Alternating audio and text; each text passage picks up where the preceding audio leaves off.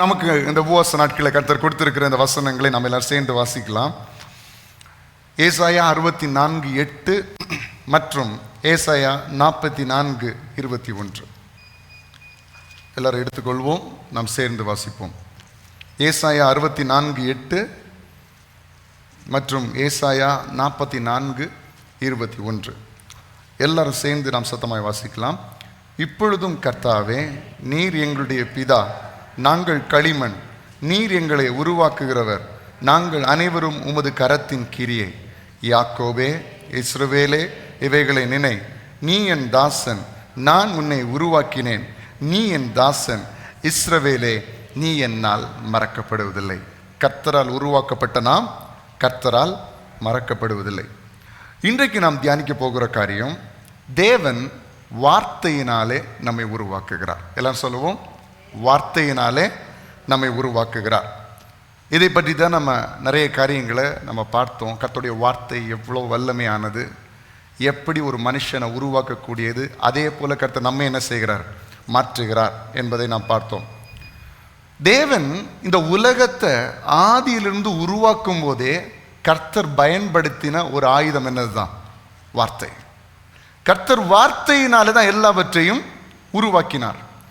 அதே உருவாக்குகிற வார்த்தை நம்ம வாழ்க்கையில் வரும்போது ஒரு நிமிஷத்துல நம்ம உருவாக்கி விடுவோம். எத்தனை பேர் விசுவாசிக்கிறீங்க?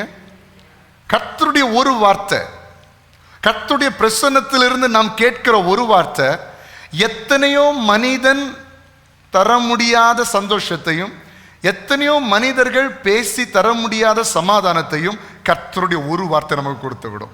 எத்தனை பேர் அதை அனுபவிச்சிருக்கிறீங்க உங்க வாழ்க்கையில? ஆமே. எத்தனை மனுஷ ஆறுதல் படுத்த முடியாத விஷயங்கள்ல கூட எத்தனையோ மனிதர்கள் நம்மளை சந்தோஷப்படுத்த முடியாத வார்த்தைகள் கூட கர்த்தர் ஒரு வார்த்தை நம்ம பார்த்து சொன்னா போதும், நம்முடைய மொத்த வாழ்க்கையை அது மாற்றிவிடும். அவ்வளோ வல்லமை கர்த்தருடைய வார்த்தை. அப்போ இன்றைக்கு நான் உங்களுக்கு சொல்ல விரும்புகிறேன், நம்முடைய வாழ்க்கையை, நம்முடைய குடும்பங்களை, நம்முடைய ஊழியங்களை, நம்முடைய சபையை, உங்களுடைய தனிப்பட்ட வாழ்க்கையை, உங்களுடைய பிள்ளைகளுடைய வாழ்க்கையை, உங்களுடைய படிப்புகள், உங்களுடைய வேலைகள், உங்களுடைய தொழில், உங்களுடைய சரீர சுகம், உங்களுடைய ஆரோக்கியம், இது எல்லாவற்றையும் கர்த்தர் தம்முடைய வார்த்தையினால் இன்றைக்கு உருவாக்க சித்தமுள்ளவராக இருக்கிறார். ஹல்லேலூயா. அவர் தம்முடைய வார்த்தையினால் நம்முடைய வாழ்க்கையில நல்ல காரியங்களை செய்வது ஒரு பக்கம் இருந்தாலும், கர்த்தர் நம்முடைய வார்த்தைகளை பயன்படுத்தி சில மாற்றங்களை நம்முடைய வீடுகளிலும், நம்முடைய குடும்பங்களிலும், நம்மை சார்ந்த ஜனங்களுடைய வாழ்க்கையிலும் கர்த்தர் உண்டு பண்ண சித்தமுள்ளவராக இருக்கிறார். ஹல்லேலூயா.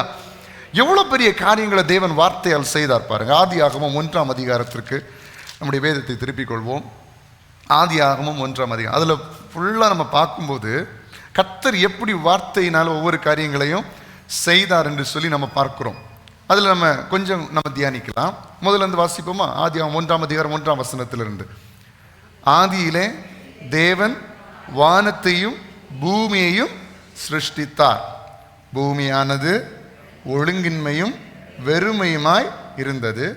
ஆழத்தின் மேல் இருள் இருந்தது. தேவ ஆவியானவர் ஜலத்தின் மேல் ஆசைவாடி கொண்டிருந்தார். 3ஆம் வசனம் பாருங்க. தேவன் வெளிச்சம் உண்டாக கடவது என்றார், வெளிச்சம் உண்டாயிற்று. சரிங்களா? வெளிச்சம் உண்டாக கடவுதுன்னு சொன்ன உடனே அங்க என்ன உண்டாயிடுச்சு? வெளிச்சம் உண்டாயிடுச்சு. இது எவ்வளவு பெரிய காரியம். நீங்க ஒரு இருட்டுக்குள்ள போறீங்க. இருட்டுக்குள்ள போகும்போது நீங்க எப்படி போவீங்க? இப்போ யாருக்கு வீட்லையும் டார்ச் லைட் கிடையாது. யாருக்கு வீட்டில எல்லாம் டார்ச் லைட் இருக்கு? நான் ஒன்றும் கேட்க மாட்டேன், கை சொல்லுங்க. யாருக்கு வீட்டில எல்லாம் எனக்கு டார்ச் லைட் இருக்கா? எல்லாருக்கும் வீட்டில் இருக்கா?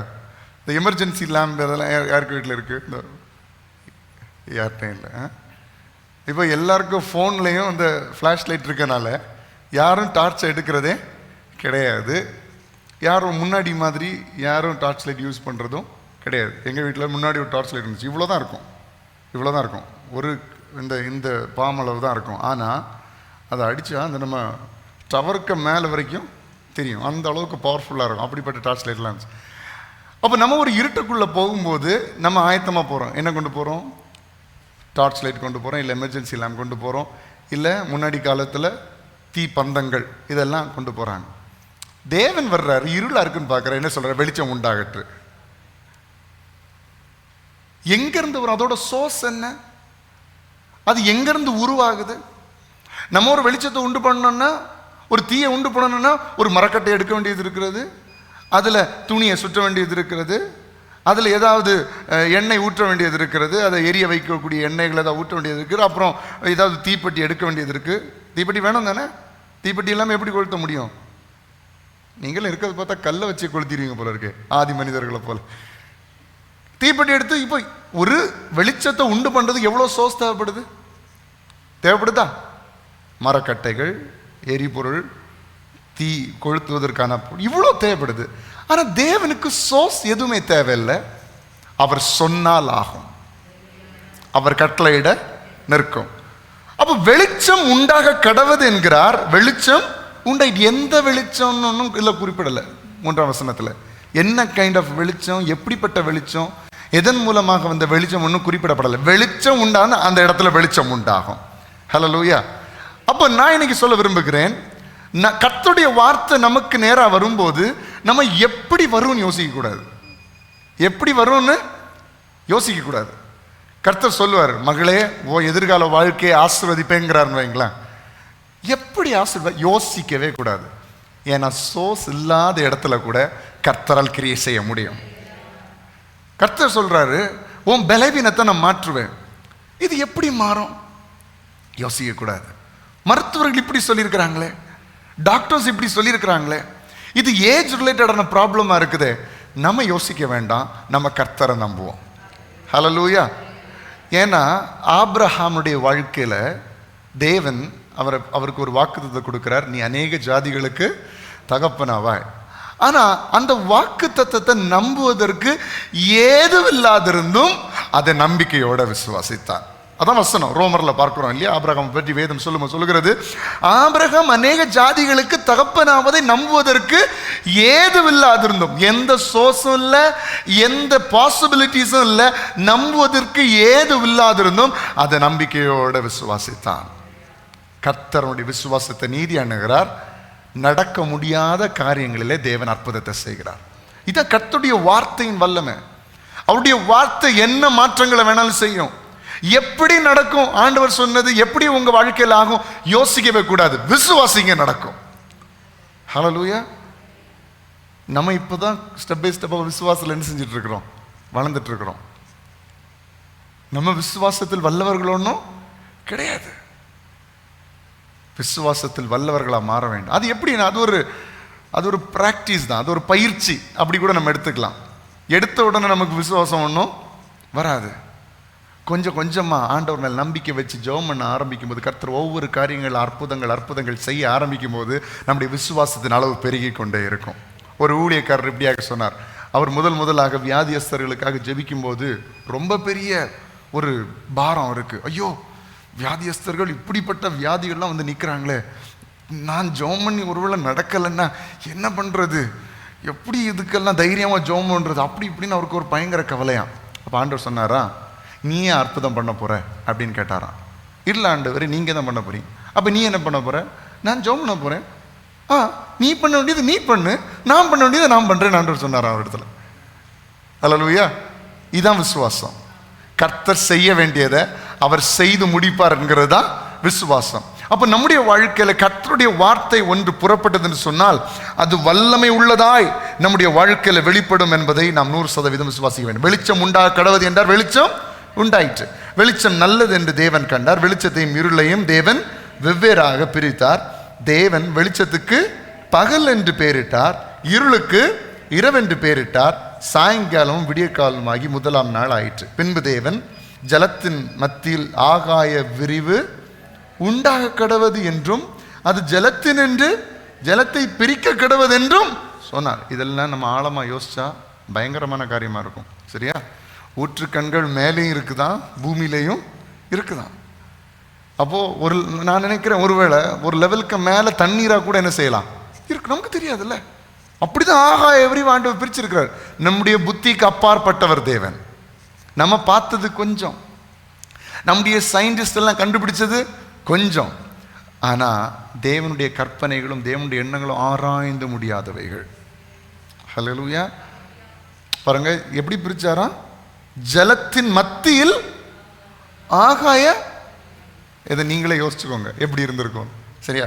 அடுத்தது, தேவன் ஆகாய விரிவை உண்டு பண்ணி ஆகாய விரிவுக்கு கீழே இருக்கிற ஜலத்திற்கும் ஆகாய விரிவுக்கு மேலே இருக்கிற ஜலத்திற்கும் பிரிவு உண்டாக்கினார். அது அப்படியே, தமிழ் தெரியுமா உங்களுக்கு? வாசிங்க இருக்க கூட.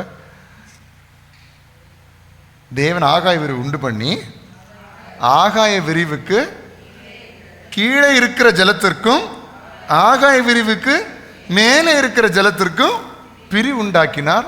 அப்படி ஆயிற்று. அப்ப ஆகாய விரிவுக்கு, அதாவது ஆகாய விரிவே நம்முடைய கண்களுக்கு தெரியல, அப்படிதானே? ஆகாய விரிவுன்னா என்ன? Open space. போறாங்க போய்கிட்டே இருக்கிறாங்க. ஏதோ ஒருத்தர் ராக்கெட் அனுப்பி இன்னும் ஒரு இடத்துக்கு போய் சேரவே இல்லையா, அது வருஷ கணக்கில் போயிட்டே இருக்கு. ஒரு முடிவுங்கிறதே இல்லை. அப்படிப்பட்ட ஒரு ஆகாய விரிவு உண்டா? அப்படி இன்னும் சொல்ல போனா நம்முடைய கற்பனைக்கு அப்பாற்பட்ட விதத்தில் ஒரு ஆகாய விரிவு என்ன செஞ்சிருக்கிறார், உண்டாக்கி இருக்கிறார். நம்மளால யோசிக்க கூட முடியாது. அந்த ஆகாய விரிவுக்கு மேல என்ன இருக்குதான்? ஜலம். கீழே கற்பனை பண்ண முடியுதா? இவ்வளோ பெரிய உலகத்துல நம்ம ஒரு புள்ளியை விட தூசி மாதிரி நம்ம இருக்கிறோம். இதுல நமக்கு பெருமை, இதுல நமக்கு பொறாமை. மேல இருக்க தண்ணி திறந்து விட்டா தெரியும் பொறாமை எல்லாம் எங்க போவோம். இதுல மற்றவங்க மாதிரி எரிச்சல், சண்டை, வாக்குவாதம், நீ பெரியவனா நான். ஹலோ, எல்லாருக்கும் மேல ஒரு தகப்பன் இருக்கிறாரு. அவருக்கு முன்னாடி மேன்மை பாராட்டுறதுக்கு ஒன்றும் கிடையாது. அவ்வளோ பெரிய தேவன். பின்பு தேவன் வானத்தின் கீழே இருக்கிற ஜலம் ஓரிடத்தில் சேரவும் வெட்டாந்தரை காணப்படவும் கடவது என்றார். அது அப்படியே ஆயிற்று. தேவன் வெட்டாந்தரைக்கு பூமி என்றும் சேர்ந்த ஜலத்திற்கு சமுத்திரம் என்றும் பெயரிட்டார். தேவன் அது நல்லது என்று கண்டார். அப்பொழுது தேவன் பூமியானது புல்லையும் விதையும் பிறப்பிக்கும் பூண்டுகளையும் பூமியின் மேல் தங்களில் தங்கள் விதையுடைய கனிகளை தங்கள் தங்கள் ஜாதியின்படியே கொடுக்கும் கனி விருட்சங்களையும் முளைப்பிக்க கடவது என்றார். அது அப்படியே ஆயிற்று. பாருங்க, நம்ம பார்க்கிற மரம், செடி, கொடிகள் இதெல்லாம் உருவாகட்டும் சொன்னா உருவாயிடுச்சு. இப்படி வரிசையை பார்த்தீங்கன்னா உண்டாக கடவது எல்லாம் சொல்லி தான் உங்களை என்னையும் நம்மை சுற்றி இருக்கிற எல்லாத்தையும் உருவாக்கி இருக்கிறார். அப்போ இன்னைக்கு நீங்கள் ஆண்டவரிடத்துல ஒரு காரியம் கேட்கணும். ஏசப்பா, இதெல்லாம் உங்கள் வார்த்தையினால் உருவாக்கி இருக்கிறீங்களே, ஏன் வாழ்க்கையிலும் கொஞ்சம் காரியங்கள் உருவாக்க வேண்டியது இருக்குது. இன்றைக்கு இந்த 13வது நாளில் அந்த காரியங்களை உருவாக்குங்கப்பா. இன்னைக்கு நான் கேட்க போகிறேன் ஆண்டவரிடத்துல. நீங்கள் எத்தனை பேர் என்னோட கூட சேர்ந்து கேட்க போகிறீங்க? ஆண்டவரே, உங்கள் வார்த்தையின் வல்லமையினால் இந்த பூமியில் நாங்கள் பார்க்குற எல்லா அதிசயங்களையும் no one could imagine என்ன மாதிரி உருவாக்கி இருக்கிறார். வானங்கள், நட்சத்திரங்கள், சூரியன், சந்திரன், கடல், கடலுக்குள்ள மனுஷன் ரீச் ஆக முடியாத இடங்கள், கடலுக்குள்ள மனுஷன் பார்க்காத அதிசயங்கள் இன்னும் எத்தனையோ இருக்கிறது. இன்னும் இந்த பூமியில பிரவேசிக்கப்படாத இடங்கள் இருக்கிறது. மனுஷன் போகாத காடுகள் இருக்கிறது. மனுஷன் பிரவேசிக்க முடியாத இடங்கள் இன்னைக்கு இருக்கிறது. இப்படிப்பட்ட அதிசயங்கள் எல்லாம் ஒரே வார்த்தையினால் உருவாக்குன தேவன் நீர் என்னுடைய தேவனா இருக்கிறேன்.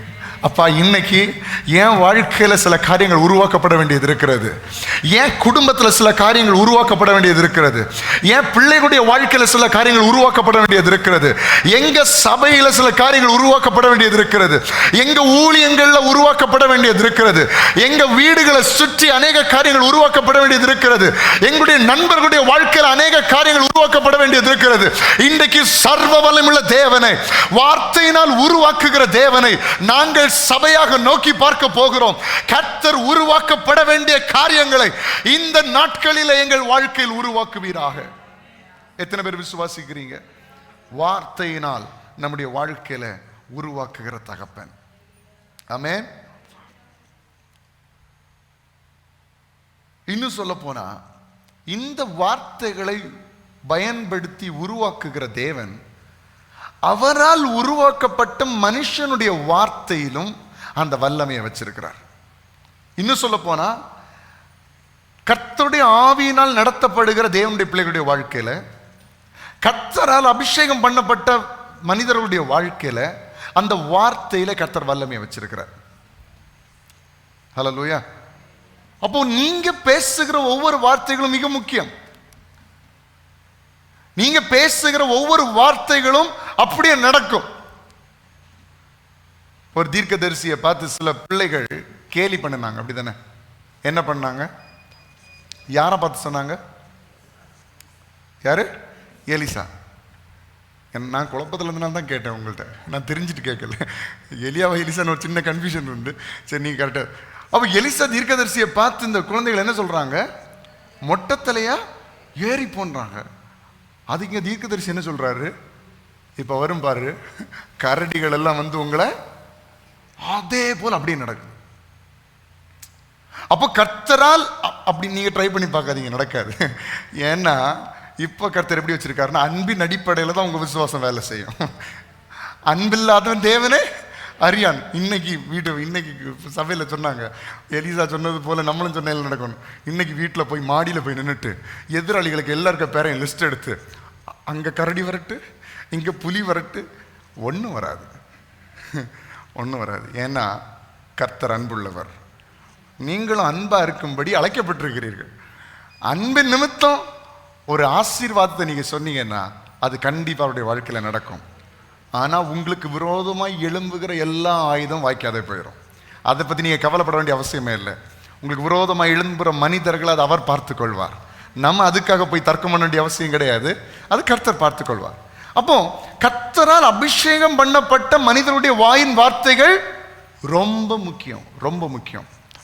ஸோ உங்க குடும்பத்துக்கு நேரா நீங்க ஒரு வார்த்தையை பேசும்போது கவனமா இருக்கணும்,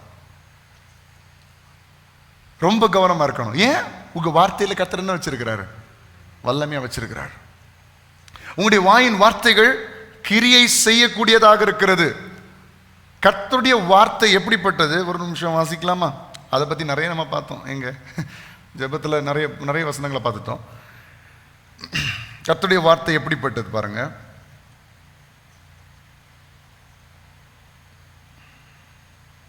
எபிரேயர் 4ஆம் அதிகாரம் அவருடைய 12ஆம் வசனம்.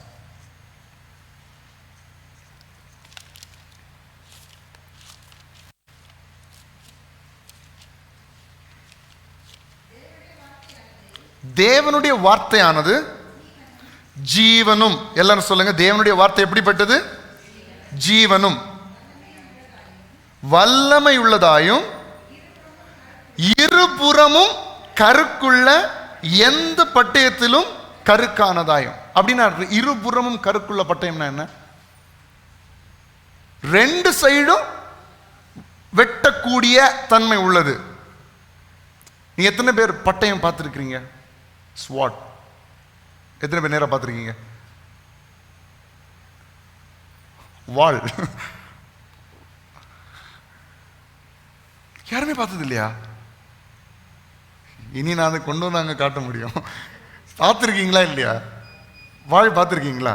நீங்கள் ஒரு நாள் கஷ்டப்பட்டு, நம்ம ஊர்லேயே ஒரு அழகான பேலஸ் இருக்குது. என்னது?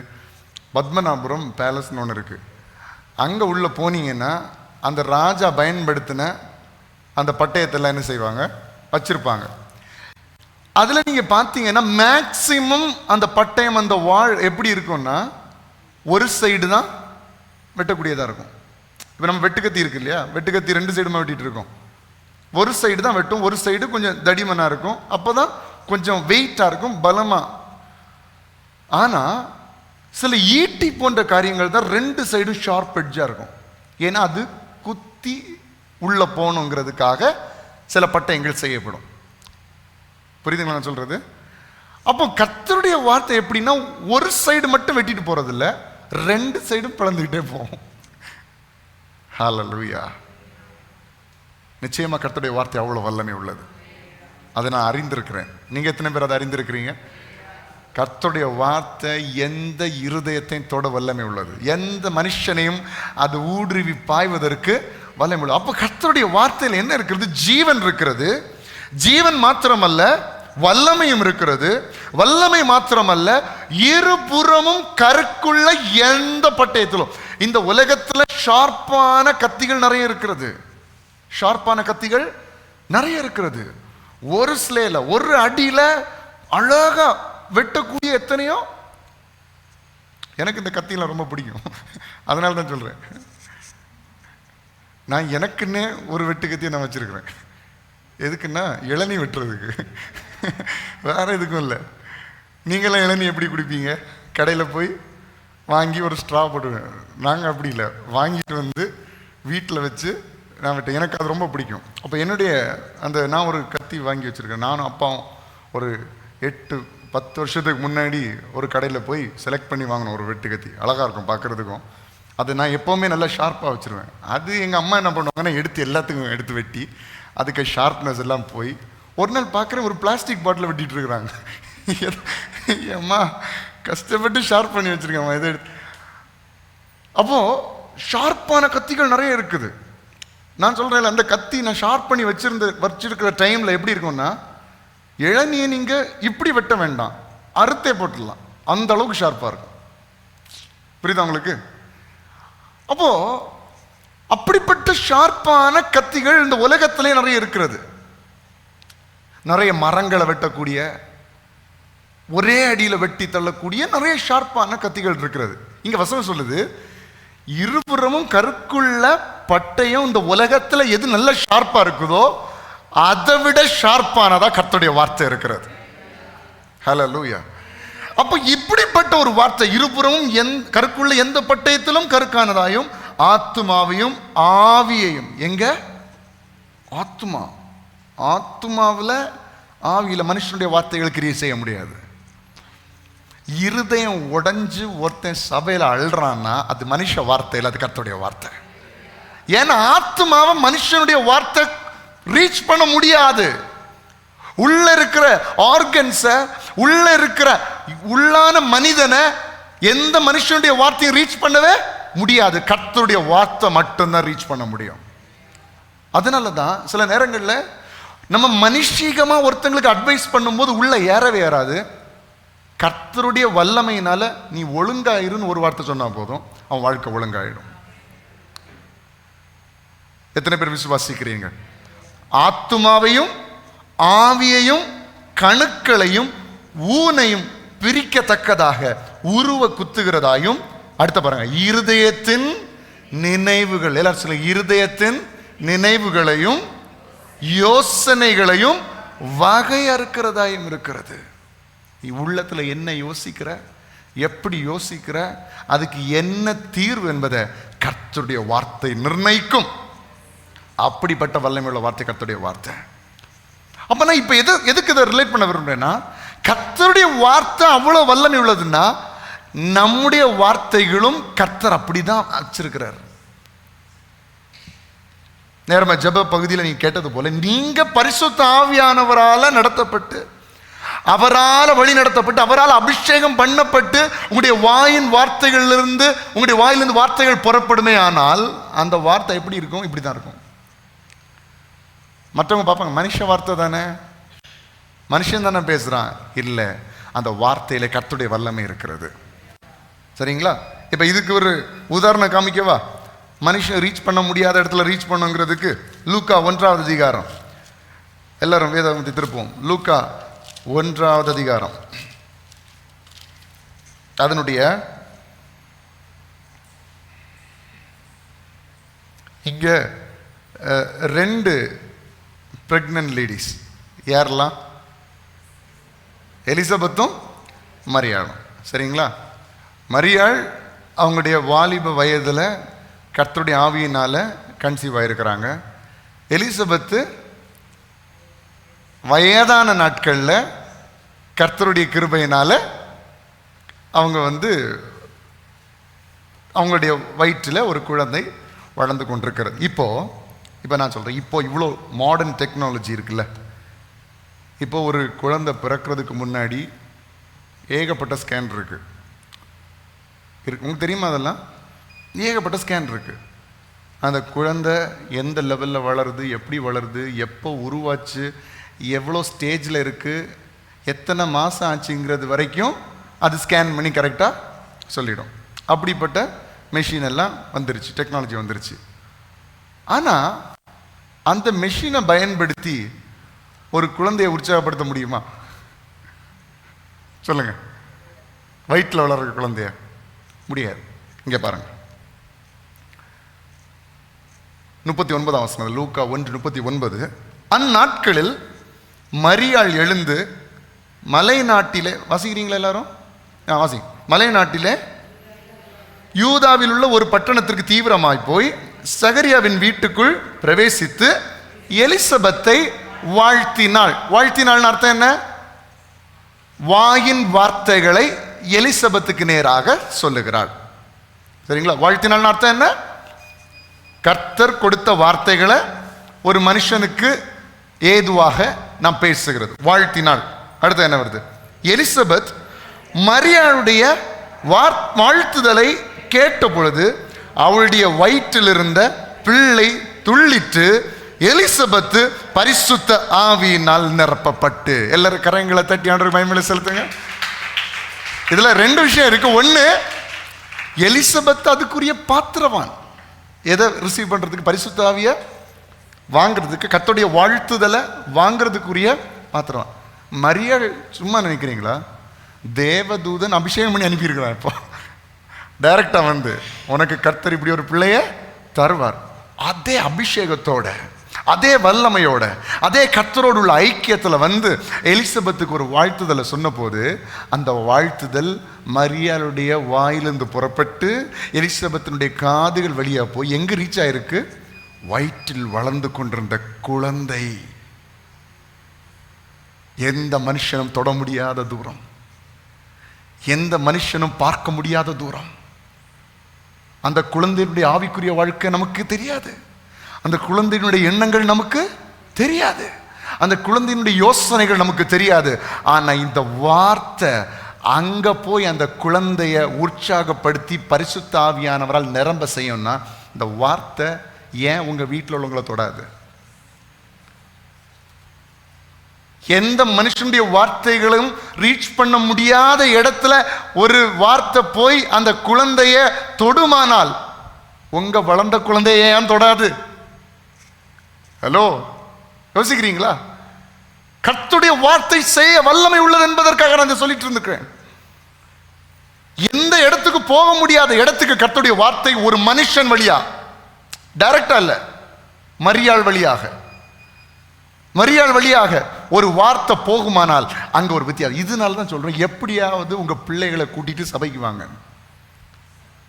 ஏன் தெரியுமா சொல்றது? சின்ன வயசுல இருந்தே எனக்கு கர்த்தருடைய வார்த்தை உள்ள போகும்போது உள்ள மாற்றம் வந்துட்டே இருக்கும். நாளுக்கு நாள் அடிமேல் அடி அடித்தால், எனக்கெல்லாம் பாதி தான் தெரியும், அதான் மீதி உங்கள்கிட்ட கேட்குறது. சொல்லுங்க. அடிமேல் அடி அடித்தால்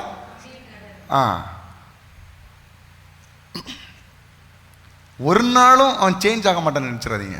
ஒரு நாள் ஆவான், ஒரு நாள் ரட்சிக்கப்படும். அதனால தான் கர்த்தருடைய வார்த்தைகளை எப்படியாவது ஜனங்கள் கேட்க வேண்டும் என்று நாம் பிரயாசப்பட வேண்டும். ஏன்னா கர்த்தருடைய வார்த்தை ஒரு மனுஷனுடைய வாழ்க்கையை முழுமையாக மாற்றுவதற்கு வல்லமை உள்ளது, முழுமையாக மாற்றுவதற்கு வல்லமை உள்ளது என்பதற்காக நான் அப்போ நல்ல கவனமா இருக்கணும். நம்ம வாயின் வார்த்தைகளில் கர்த்தர் வல்லமை வச்சிருக்கிறார். இந்த வார்த்தையை பயன்படுத்தி தான் உங்க வாழ்க்கையை நீங்க உருவாக்கணும். ஹல்லேலூயா. நீங்க டிக்ளேர் பண்ணணும், நீங்க கன்ஃபஸ் பண்ணணும். உங்களுடைய நம்பிக்கையை அறிக்கையிடுகிறதில் அசைவில்லாமல் உறுதியாயிருக்க கடவோம். வாக்குத்தத்தம் பண்ணினவர் உண்மை உள்ளவராக இருக்கிறாரு. கர்த்தர் உங்களுக்கு வாக்குத்தத்தம் பண்ணி இருக்கிறாரா? நான் இப்படிப்பட்ட காரியங்களை செய்வேன், இப்படிப்பட்ட காரியங்களை நிறைவேற்றுவேன் என்று கர்த்தர் சொல்லி இருக்கிறாரா? நீங்க சொல்லணும், கர்த்தாவே நீர் இப்படிப்பட்ட காரியங்களை சொல்லி இருக்கிறீர், என் வாழ்க்கையில் நிச்சயம் செய்வீர். நீங்க சொல்லுகிற காரியம் அப்படியே நடக்கும். நீங்க எத்தனை பேர் அதை விசுவாசிக்கிறீங்க? உங்க குடும்பத்துல, உங்க பிள்ளைகளுடைய வாழ்க்கையில, உங்களுடைய பொருளாதார காரியங்கள்ல நீங்க எப்படி நடக்கும்? சோர்ஸ் எதிர்பார்க்காதீங்க. நீங்க கர்த்தருடைய நாமத்தினால சொல்லுங்க, அதை கர்த்தர் வாய்க்க பண்ணுவார். வழியே இல்லாத இடத்திலும் கர்த்தர் புதிய வழிகளை உருவாக்குவார். அப்ப வீட்டில் பேசும்போது ரொம்ப கவனமா பேசணுமா வேண்டாமா? கவனமா பேசுறோமா இல்லையா? இப்ப சொன்னீங்க கவனமா பேசணும்னு. கவனமா பேசுறோமா? என்ன மாதிரி பேசுறோம்? பிள்ளைகள் என்ன மாதிரி பேசுறோம்? வீட்டில் இருக்கிற புருஷன் அல்லது மனைவி அல்லது வயதானவர்களை என்ன மாதிரி வார்த்தைகளை நம்ம உபயோகிக்கிறோம்? சிலர்லாம் டெய்லி அழுதுகிட்டே இருக்கிறாங்க. அவன் வந்தாலே இப்படி பேசுகிறான், அவன் வந்தாலே இப்படி பேசுகிறா, ரொம்ப வேதனையாக இருக்குது. சில சின்ன பிள்ளைகளை குறித்து வேதனைப்படுறாங்க. அந்த குட்டி பையன் வீட்டுக்குள்ளே வந்தாலே இப்படி பேசுகிறான். நம்ம நம்முடைய வாழ்க்கையில் முதல்ல ப்ராக்டிஸ் பண்ணணும். ஏன்னா நம்ம வாயின் வார்த்தைகளின்படி தான் நம்ம குடும்பம் இருக்கும். உங்கள் குடும்பம் வெளிச்சமாக இருப்பதற்கும் உங்கள் குடும்பம் இருளாக இருப்பதற்கும் உங்கள் வாயிலிருந்து புறப்படுகிற வார்த்தைகள். உங்கள் வீட்டில் 4 பேர் இருக்கிறீங்கன்னா உங்கள் 4 பேருடைய முகமும் இருண்டு போவதற்கு ஒரு மனுஷனுடைய வார்த்தை போதும். போதுமா? போதாது? நீங்கள் ரொம்ப அந்த உபவாசத்தில் மூழ்கி போயிடறேன்னா இப்போ சொல்லுங்கள், பதில் சொல்லுங்கள். நீங்கள் எல்லாரும் அப்படி ஆவியில் இருப்பீங்கன்னு எனக்கு தெரியும். இப்போ கொஞ்சம் கீழே இறங்குங்க, அப்புறம் நம்ம ஏற்றிடலாம். வீட்டில் நீங்கள் 4-5 பேர் இருக்கிறீங்கன்னா உங்கள் 4-5 பேருடைய முகமும் இருண்டு போகிறதுக்கு ஒரு மனுஷனுடைய வார்த்தை போதுமா? போதாதா? போதும். அப்படி இருண்டு இருக்கும்போது ஏதாவது ஒரு கெஸ்ட் வரும்போது தெரியும், எல்லாம் சிரிப்பாங்க. மொத்தத்தில் ஒரு நல்ல சிரிப்பும் இருக்காது, முழுமையுமா சிரிப்பு இருக்காது. சமாளிக்கணுமே, எல்லாம் நல்லா இருக்கிறோம், சந்தோஷமா இருக்கிறோம். அவங்க வீட்டை விட்டு வெளியே தாண்டும் போது டமா டிமின்னு சத்தம் கேட்கும். அவன் போதுக்கு தாண்டி வெயிட் பண்ணிட்டு இருந்தேன், நல்ல உனக்கு இருக்க. ஹலோ, ஒரு மனுஷனுடைய வாயின் வார்த்தை ஒட்டுமொத்த குடும்பத்தினுடைய சந்தோஷத்தை என்ன செய்து விடுகிறது? கெடுத்து விடுகிறது. மாறி மாறி இப்படியே பேசிட்டு இருந்தா அந்த வீட்டுக்குள்ள என்னைக்கு வெளிச்சம் வரும்? என்னைக்கு சந்தோஷம் வரும்? என்னைக்கு கர்த்தர் கிரியை செய்ய முடியும்? கர்த்தர் உங்களுடைய வாயின் வார்த்தைகள் அபிஷேகம் பண்ணியிருக்கிறார் என்று உங்களுக்கு தெரியவில்லையா? நீங்க பேசுகிற காரியங்கள் உங்க குடும்பத்தில் நடக்கும் என்பது புரியவில்லையா? விசுவாசிக்கிறவர்களால் எல்லாம் செய்ய முடியும் என்பதை நீங்கள் அறிந்திருக்கிறீர்களே. உங்களுடைய குடும்பம் உங்களுடைய கரத்தில் இருக்கிறது என்பது ஏன் உங்களுக்கு புரியவில்லை? வேதம் சொல்லுகிறது மரணமும் ஜீவனும் நாவின் அதிகாரத்தில் இருக்கிறது. வாசிங்க நீதிமொழிகள் 18ஆம் அதிகாரம் அதனுடைய 20 மற்றும் 21 ஆகிய வசனங்கள். நீதிமொழிகள். அவனவன் வாயின் பலனால் அவனவன் வயிறு நிரம்பும், அவனவன் உதடுகளின் விளைவினால் அவனவன் திருப்தி ஆவான். சிலருக்கு ஏன் திருப்தி இல்லை? உதடுகளின் விளைவு சரியில்லை. வசனம் என்ன சொல்லுது? உதடுகளின் விளைவினால், அதாவது வாயின் விளைவினால், வாயிலிருந்து புறப்படுகிற வார்த்தைகளினால் ஒரு மனுஷனுடைய வாழ்க்கை திருப்தி ஆகுமா? நீங்க நினைச்சிட்டு இருப்பீங்க, எனக்கு இவ்வளவு பணம் கிடைச்சா எனக்கு திருப்தி ஆயிரும், இவ்வளவு நன்மைகள் வந்தா எனக்கு திருப்தி ஆயிரும், இந்த காரியங்கள நடந்துருச்சுன்னா எனக்கு இல்ல. உங்களுடைய வாயின் வார்த்தைகள் சரியானாலே உங்க வாழ்க்கை திருப்தியாக ஆரம்பிச்சிடும். வசனம் அப்படிதான் சொல்லுது. கர்த்தருடைய வசனம் ஆம் என்றும் ஆமென் என்றும் இருக்கிறதே. அப்ப நம்முடைய வாயின் வார்த்தைகள் தான் நம்முடைய வாழ்க்கையை திருப்திப்படுத்துகிறது. அப்ப ஏன் எனக்கு திருப்தி இல்லை? ஏன் எனக்கு குறைவா இருக்கிற மாதிரி தோணுது? நமக்கு ஒண்ணு நிறைய ஆசீர்வாதங்கள் இல்லாம இல்லையே, எல்லாமே இருக்குதே. ஆனாலும் ஒரு விரக்தி, ஆனாலும் ஒரு கேள்வி, ஆனாலும் ஒரு குறை. வாயின் வார்த்தைகள். எல்லாரும் கரங்களை உயர்த்தி கர்த்தருக்கு நன்றி செலுத்துவோம். நீங்க இருக்கிறது பார்த்தா நல்லா தானே போயிட்டு இருந்துச்சு, ஏன் இப்படி தப்புன்னு மாறிடுச்சு? இல்லை, கர்த்தர் நம்மை நல்லாக்க விரும்புகிறார். கர்த்தருடைய வார்த்தை உருவாக்கும்னா அதுக்கு முதல்ல இடம் கொடுக்கணும். இடம் கொடுத்துட்டு நம்முடைய வாயின் வார்த்தைகளை மாற்றினாதான் நம்ம வாயின் வார்த்தைகள் மூலமா கர்த்தர் நம்முடைய குடும்பங்களில் கிரியை செய்ய முடியும். எத்தனை பேர் சொல்லுது பிரயோஜனமா இருக்கிறது? கர்த்தர் இப்படி உருவாக்கிட்டார்னா, உங்க வாயின் வார்த்தைகள்ல மட்டும் கர்த்தர் உங்களை உருவாக்கிட்டார்னா, நீங்க பேசுகிற காரியங்கள் எல்லாம் உங்க வாழ்க்கையில் நடந்து கொண்டே இருக்கும், ஆசீர்வாதமான காரியங்களாக நடந்து கொண்டே இருக்கும். அடுத்தது பாருங்க, மரணமும் ஜீவனும் நாவின் அதிகாரத்தில் இருக்கும், அதில் பிரியப்படுகிறவர்கள் அதன் கனியை புசிப்பார்கள். அப்படின்னு அர்த்தம் என்ன? மரணம்னா என்னது? அழிப்பது, அழிவு. ஜீவன்னா என்னது? வாழ்வு, உருவாக்குவது. அழிப்பது, உருவாக்குவது. அப்போ ஒரு காரியத்தை அழிக்கிறதும் ஒரு காரியத்தை கட்டி எழுப்புவதும் நம்ம வாயின் வார்த்தைகள்ல இருக்கிறது. இன்னைக்கு எத்தனை குடும்பங்கள் தெரியுமா வாயின் வார்த்தைகளை டிஸ்ட்ராய் ஆகி போகிறது, பேச்சில் குடும்பமே நாசமாக போகிறது, நிம்மதியே கெட்டு போயிடும். நம்ம குடும்பத்தை உருவாக்கணும்னு நீங்கள் நினச்சிங்கன்னா கர்த்தருக்கு பயந்து நல்ல வார்த்தைகளை என்ன செய்ய வேண்டும்? பேச வேண்டும். ஆமென். மரணமும் ஜீவனும் நாவின் அதிகாரத்தில் இருக்கிறது. அழிக்கிறதும் உருவாக்குறதும் நம்முடைய நாவல தான் இருக்கிறது. எபேசியர் 4:29 சொல்லுகிறது. எபேசியர் 4:29, கெட்ட வார்த்தை ஒன்றும் உங்கள் வாயிலிருந்து புறப்பட வேண்டாம், பக்தி விருத்திக்கு ஏதுவான நல்ல வார்த்தை உண்டானால் அதே கேட்கிறவர்களுக்கு பிரயோஜனம் உண்டாகும்படி பேசுங்கள். கெட்ட வார்த்தை, ஆண்டவருக்கு விருப்பம் இல்லாத வார்த்தை, சாபக்கேடான வார்த்தை நம்முடைய வாயிலிருந்து புறப்படக்கூடாது. கர்த்தருடைய விருப்பத்திற்கு பக்தி விருத்திக்கு ஏதுவான நல்ல வார்த்தைகளை தான் நம்ம என்ன செய்யணும்? பேசணும். ஆமென். ஏன் நம்ம வாயின் வார்த்தைகளை ரொம்ப கவனமாக பேசணும்னா, உங்கள் வாயின் வார்த்தைகளை மற்றவர்கள் கேட்பதற்கு முன்னாடி கேட்கிறது யார் தெரியுமா? யார்? ஏசப்பா வாயிலிருந்து புறப்படுறதுக்கு முன்னாடி கேட்கிறாரு. இருதயத்தின் நினைவுகள் அறிகிற தேவன். முதல்ல கேட்கறது யார் தெரியுமா? நீங்க. நீங்க பேசுறது உங்களுக்கு கேட்குமா கேட்காதா? கேட்காதோ? நம்ம பேசுறது முதல்ல யாருக்கு கேட்கும்? நம்ம கேட்கும். வேற ஒன்றும் இல்லை, சுத்தி பயங்கர சத்தமா இருக்கட்டும், நீங்க பேசி பாருங்க, உங்களுக்கு கேட்கும்.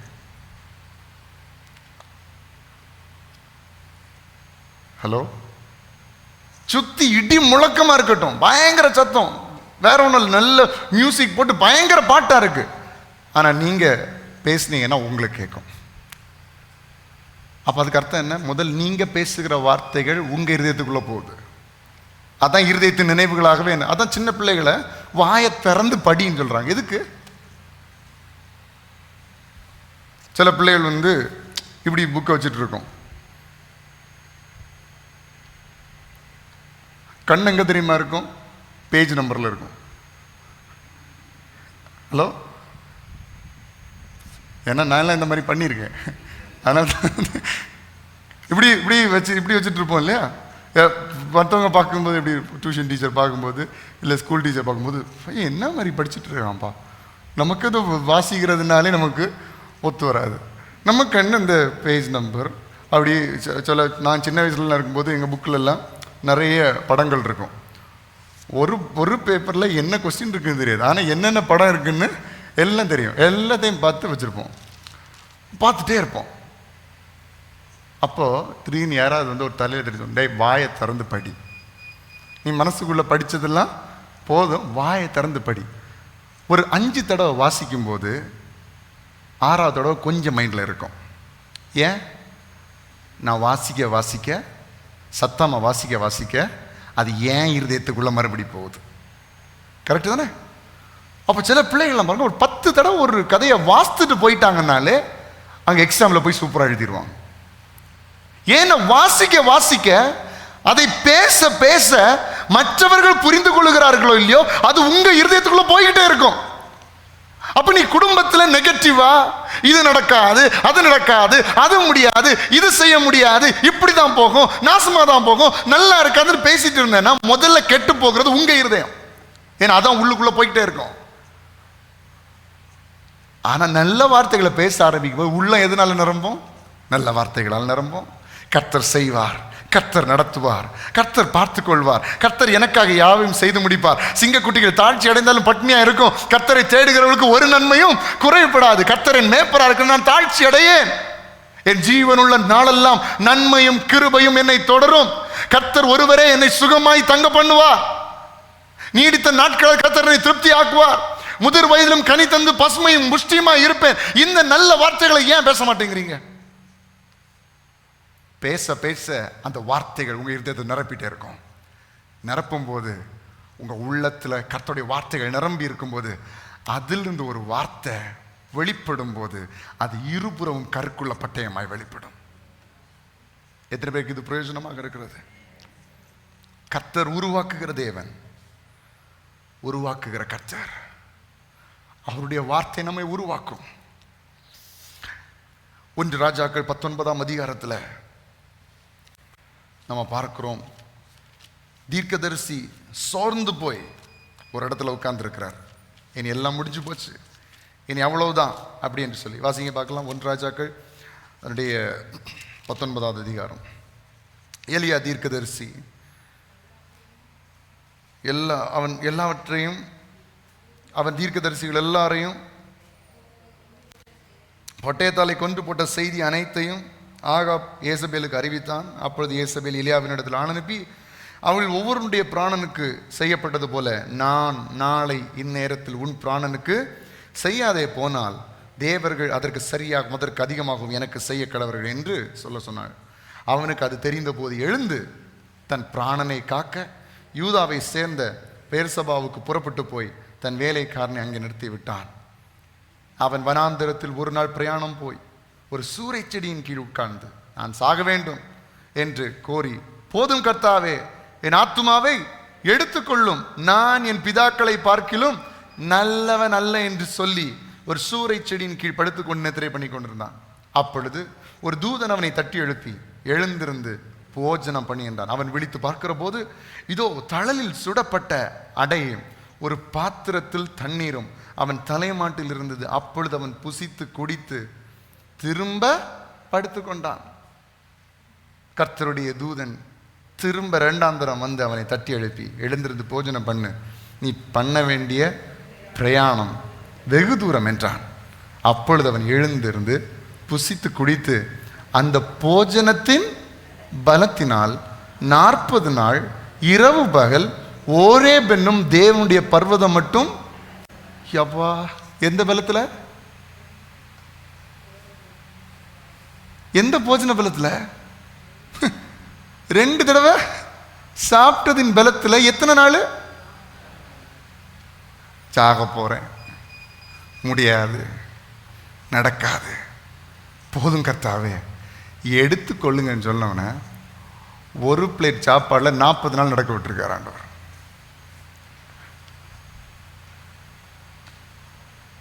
கர்த்தருடைய வார்த்தை ஒன்று, கர்த்தருடைய வார்த்தை மட்டும் உங்களுக்கு வரும்னா, நீ போக வேண்டிய தூரம் வெகு தூரம்னு சொன்ன ஒரு வார்த்தை எலியாவை மீண்டும் உயிர்ப்பித்து நடக்க செய்யும் என்றால், இனி கர்த்தருடைய வார்த்தை நம்ம ஏன் உயிர்ப்பிக்காது? ஏன் நம்மளை வாழ வைக்காது? ஏன் நம்மளை மறுபடியும் ஓட செய்யாது? ஆண்டவர் என்னால முடியல, இனி அவ்வளவுதான், போதும்பா அப்படின்னு சொல்லி நிறுத்தின எத்தனையோ இடங்களில் கர்த்தர் உன்னை இதுவரை நடத்தவில்லையா? இதுவரை தம்முடைய வார்த்தையை அனுப்பி உன்னை மீண்டும் கட்டி எழுப்பவில்லையா? அதே தேவன் தான் இன்றைக்கு உன்னை பார்த்து சொல்லுகிறார். இன்றைக்கும் ஒருவேளை ஆண்டவரே போதும், என்னால் இனி முடியாது, என்னால் இனி முடியல என்று சொல்லி நீங்கள் இந்த இடத்துல நிற்பீர்கள், அந்த வார்த்தைகளை கேட்டுக்கொண்டிருப்பீங்களா? கர்த்தர் சொல்லுகிறார், இன்றைக்கு என்னுடைய வார்த்தை உன் இருதயத்தில் வரும்போது, என் வார்த்தை உன் வாழ்க்கையில வரும்போது, இனி முடியாது என்கிற காரியம் அல்ல, நீ அநேக காரியங்களை நீ எனக்காக செய்ய போகிறாய், அநேக காரியங்களை எனக்காக நீ நடப்பிக்க போகிறாய் என்று கர்த்தர் சொல்லுகிறார். அவர் நம்மை உருவாக்குவார், நாமும் நம்மை உருவாக்கி கொள்ள வேண்டும், நாமும் நம்முடைய குடும்பத்தை உருவாக்கி கொள்ள வேண்டும், நாம் நம்முடைய வாழ்க்கையை உருவாக்கி கொள்ள வேண்டும்.